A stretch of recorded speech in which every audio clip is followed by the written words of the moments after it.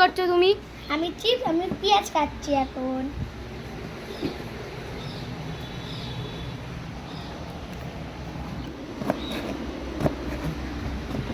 High দেখা কত জানা দাঁড়ান কাঁথা আমি দিয়ে দিচ্ছি রান্নারা ওইয়া আমার ভুলে আছিস। Hi guys, welcome to my channel.